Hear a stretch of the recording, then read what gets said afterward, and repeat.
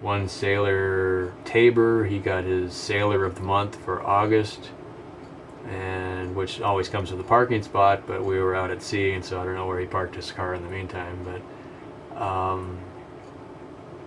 and I was talking about, okay, day check, that's what we call day shift, is day check, and they got off, they basically got the day off, sort of. And then night check worked a little. We changed some cam locks on 07 stub wing. Okay, cam locks are an aircraft fastener. If you've worked around airplanes, you know what they are. If you don't, it's basically you put a screwdriver into it and you push it in and you twist it half a turn and you let it go and it releases. So instead of having a screw that you have to turn, 15 turns, this thing you just push it in, click, boom, and it's disconnected. And so a lot of the access panels, like every time before they fly, the pilots have to look at certain parts of the aircraft, and then after they're done, then we close them up. Well, instead of putting in 100 screws on a pre-flight, these cam locks, you just go around with a little screwdriver and pop, and you can open and close the panels really quickly, and they work well. And the other neat thing about the cam lock is it's got a retainer clip on the back of it, so when you undo it, the cam lock is part of the access panel, so you open the door and the screw just sits there. Usually, sometimes the retainer clip breaks and you flip the door up and this thing goes flying, and then you got to go find it. But when it all works well, you got all these cam locks just hanging on the outside of the door, and you close the door, and then you go around and put all the cam locks back in. Well, they get open and closed, every single flight, plus every time we do maintenance, and so eventually the cam locks wear out, or they get rusty from the salt in the air, which these helicopters spend their entire life within 100 feet of the salt water, and they're constantly kicking up rotor wash, and so everything's just covered with salt. In fact, the aircraft are almost sparkly when they come back. They have so much salt on them that they just glisten like like they're covered in crystalline or something like that. So okay, that was that. We secured, now this is kind of noteworthy because you watch my timeline here. We had quarters in the morning. I didn't write it down here, but it would have been probably 10 o'clock if it was normal. So we had quarters the night before. What time did I get off the night before?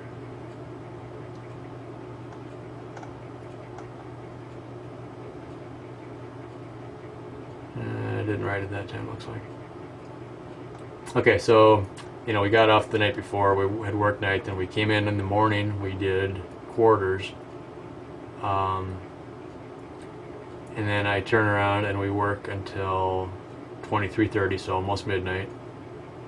And at 6 o'clock in the morning the next day, I'm on the beach crew that goes on the airhead, and so I got possibly 6 hours of sleep, but it usually doesn't work that way because you got to lay there and try to unwind after you've been working all day. And we tended to, especially on the night shift, because we were jumping back and forth, because sometimes we'd be working with the day shift and sometimes we'd be working with ourselves, and literally within a week I was working days, nights, days, nights sometimes, and it was just constantly back and forth. And so we were always just drinking coffee. I mean, it's like a Navy cliche that everybody in the Navy drinks coffee. Well, this is why. And so we never really knew that we were getting off at a certain time, because we didn't have, when we worked like this shift, as we'd come in and we'd work until midnight. Well, sometimes we would start our shift at 6 p.m. and work until 6 a.m.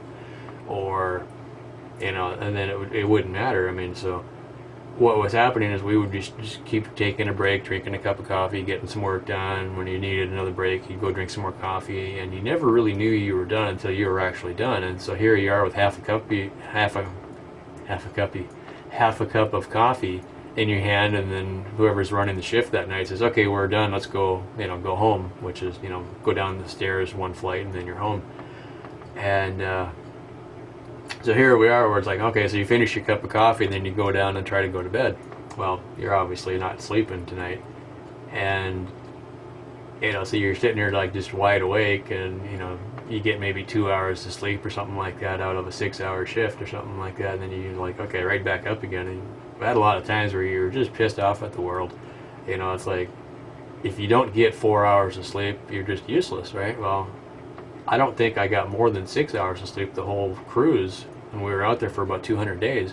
and there was a lot of 4s and some 2s in there. So you're like, you know, just kind of like zombies cruising around, and you know, you're operating, you know, heavy equipment and power tools and all the things that zombies aren't supposed to do.